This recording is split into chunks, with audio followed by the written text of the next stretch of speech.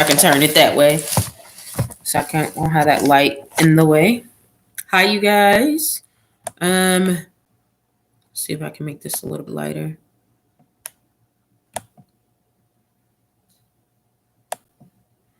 Okay, there we go. Now I can see a lot better.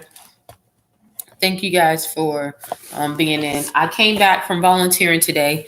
This has been Wednesday is usually my busiest day. It's going to be very busy because I have to make up 2 whole hours that I missed. No,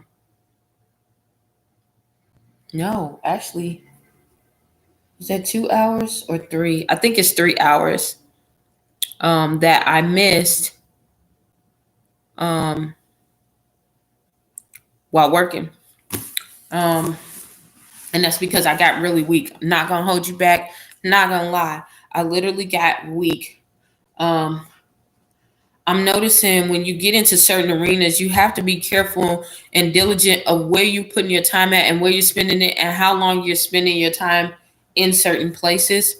Because the enemy is swift. He will make you think that you have enough energy to do a lot of things when God is pulling you back and you need to conserve your energy to tackle some of the problems. And then you come in and you're thinking that you're okay because you split your time when God is giving you the energy for certain projects.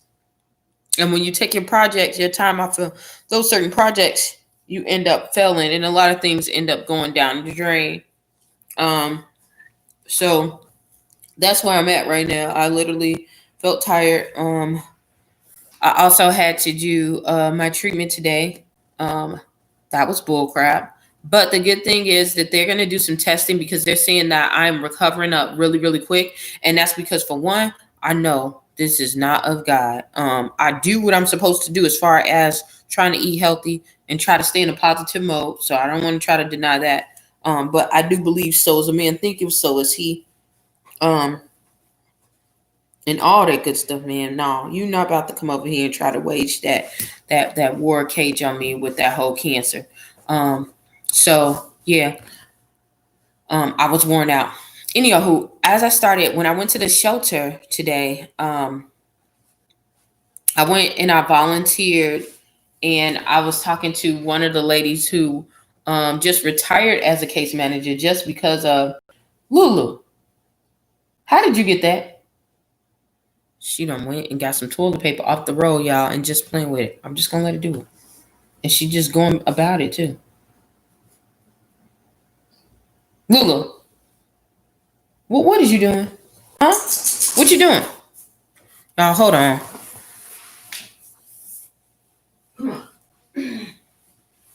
Seems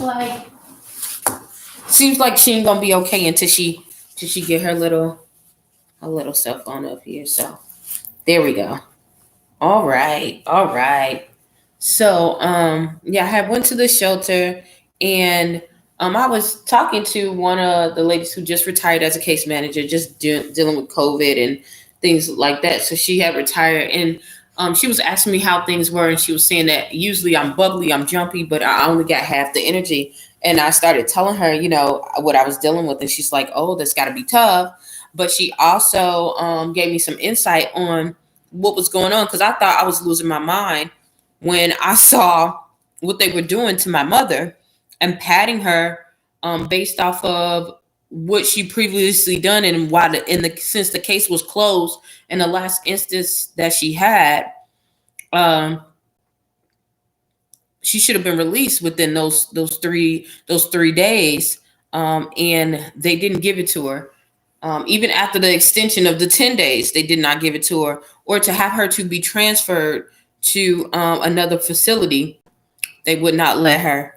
And it wasn't until I was telling her how it was when it was when she denied she didn't want to have the same doctor is when they really transported her to the facility that was 3 hours away from where she originally lives. When you've already passed a couple of mental hospitals before you even get to this last one over here. So it was just a lot. It was just a lot. And when I say it was a lot, that's what it was. It was a lot, but she gave me some confirmation because she was telling me everything that I was doing was correct. um, Getting the information, the ISP, they still haven't sent me anything with the individualized the support plan, because that's what you're supposed to have. That's supposed to be making a difference on what they do. Their medications, they did not know the medications. My mother, they were trying to say that my mother was not saying to know the medications, to even know what was going on. My mother knew every single medication she took, the injections. Her own case manager, which is her social worker, did not know. How do you not know? And she's going to say that she didn't have it in front of her, and all this other crazy stuff. And why don't you have it? You're supposed to have that. Even with the records when they get injured, when I told you about the medication, it just was not adding up. So that's why I said I went to go seek legal advice. And I finally got in contact with a elder abuse attorney, and I'm sitting here like, I know I'm about to wreck my brain. I'm about to lose so much money behind this just because I really wanted my mom to get a better opportunity to live, to have a better freaking life, to have her to come over into this area. And it's like, these people are fighting me tooth and nail. They're trying to say, oh, it's not a place, or they never went and saw the place, but then they're lying about that because the case manager stated that she drove out here to go see it. And it's crazy because if you work in social services, usually you run into circles. You don't see a lot of people that that you don't know in that field unless you just started. It's a quite knit tuck field, because those are the same people that stay in. You got to have some endurance, and this got to be really a calling for you to do, because you can get worn out. Even if it is your calling, you can get burnt out a lot. You're dealing with people, the minds of people, the emotions of people, the things that people take for granted. You're dealing with those things. You're dealing with coping skills and all of that. And you're dealing with your own stuff on top of other people's stuff. So, um,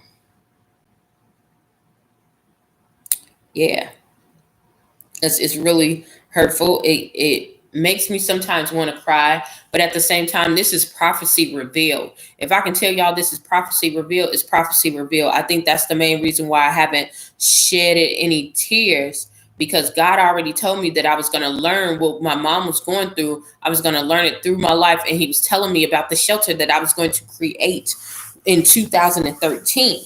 I thought it was going to be with the people that were around me because they were doing the same things, but they were just, some of those people were just initiating fire, and some of that stuff is still yet to come and manifest and all that good stuff. But um now more than ever, I'm understanding that I'm not in control. God really is control, which is good, because I really know that He cares for me because He's in control, and He's taking over a lot of things. And like I said, because of what my mom is going through, I'm not using my mom as a sacrifice or anything like that, or myself, because that's just bad. Because I'm definitely still trying to get her help, but get it the right way.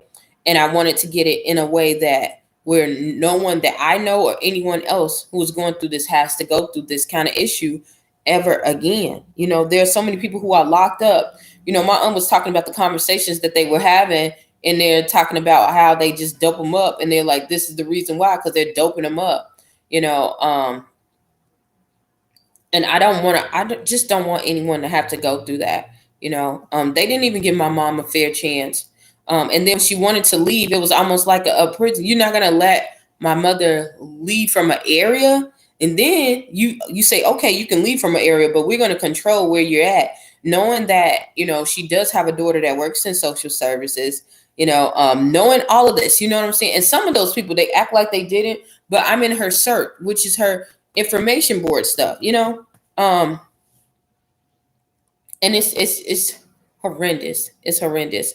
So anyhow, I'm gonna go and call my mom as the usual. Hopefully she'll be okay, and to talk some things, and to get some things over. Um, what else? Also, at the same time, I don't want to put my mom at danger, because people like that are vicious. Who's calling from Washington D.C. 202? Probably a bill collector. Oh, I don't even know that. Don't know that one. So, stop answering calls that I don't know. She's like, get out of my face. This girl is rough, y'all. Took her to the groomer. She don't care. She about to splash in some water, get all fuzzy, and just she acts like a boy. She's such a tomboy, y'all. But I still love her. I still love her. I still love her, Lulu. Okay. So back to that old grind.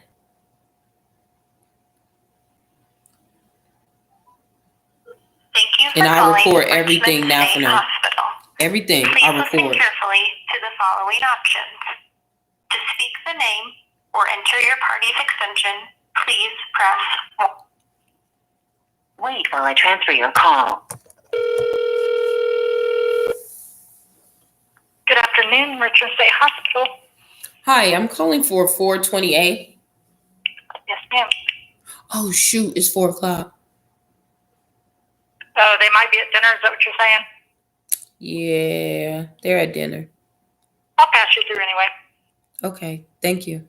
You're welcome.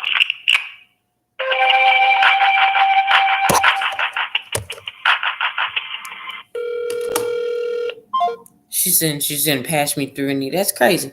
Now I'm not gonna call then, but that was nice to know that she was doing it. Some of the people in the daytime are a lot nicer than the people in the evening.